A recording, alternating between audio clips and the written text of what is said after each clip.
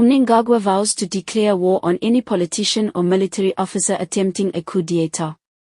In the heart of Harare's political theater, the president's words carried the weight of final warning, a message aimed squarely at any politician or military figure even contemplating the unthinkable. Don't forget to subscribe to my channel for the latest updates and analysis. Hit that button now so you won't miss any breaking developments. President Emmerson Mnangagwa has issued an uncompromising public pledge to defend Zimbabwe's constitutional order, vowing to declare war on any politician or military officer who attempts to overturn the government through a coup d'état. The rhetoric, forceful and unmistakable, signals a zero-tolerance approach to threats against national stability and underlines Mnangagwa's insistence that the rule of law and constitutional governance must be preserved at all costs. In this dispatch we unpack what that promise means for Zimbabwe's political landscape, the military's role in governance, and the broader struggle for democratic stability in the region. Mnangagwa's stance on coup d'état prevention ties directly into long-standing concerns about civil-military relations in Zimbabwe. Historically, the military has played a pivotal, but sometimes decisive, role in national politics. The president's remarks, therefore, are not merely rhetorical flourishes, they are a strategic signal aimed at both domestic actors and the international community that any attempt to subvert the elected government will meet with severe resistance. By using language like declare war, Mnangagwa seeks to deter would-be usurpers and reassure supporters that national security institutions will act to protect the democratic framework and constitutional order.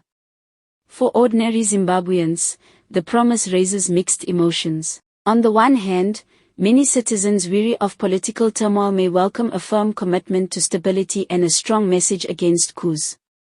On the other hand, the language of war can heighten fears about escalation and clampdowns that risk stifling dissent or political contestation.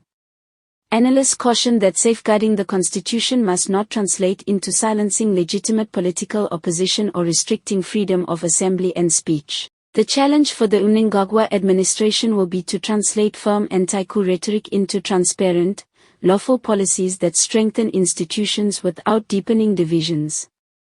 The military's response to presidential directives will be pivotal.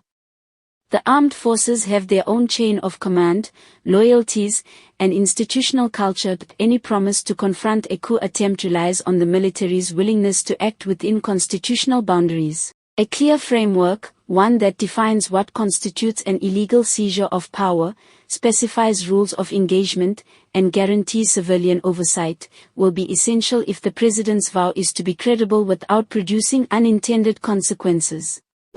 Observers will be watching for moves to shore up the independence of the judiciary, reinforce parliamentary authority, and strengthen professional, apolitical leadership within the military and police.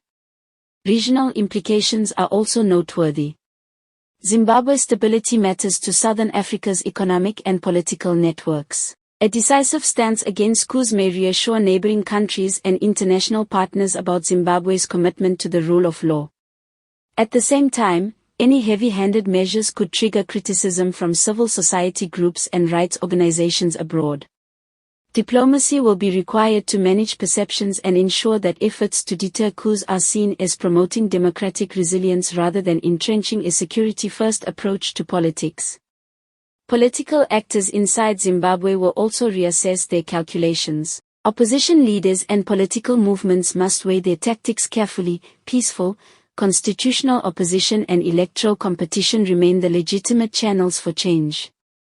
The president's promise to confront coup plotters is simultaneously a deterrent and a reminder that political change must be sought through institutions, protests within the law, and the ballot box, not by force. As this story unfolds, what matters most for Zimbabweans is a credible commitment to the rule of law, effective institutions that check abuses of power, and transparent channels for political expression. Mnangagwa's vow to declare war on any politician or military officer who attempts a coup d'état is provocative and clear. Its success will depend on measured, legal, and accountable action that protects constitutional order without undermining civil liberties. Before we wrap up, one more reminder: subscribe to my channel so you'll get follow-ups and expert interviews on this situation as they happen. In the weeks ahead, keep an eye on official statements, moves within the military hierarchy, and reactions from opposition parties and civil society. The balance between deterrence and democratic openness will determine whether this promise becomes a stabilizing force or a source of new tensions. Whatever comes next, Zimbabwe's path will be watched closely across the continent and beyond, a test of how a state defends its constitution while preserving the rights and freedoms that make democratic life possible.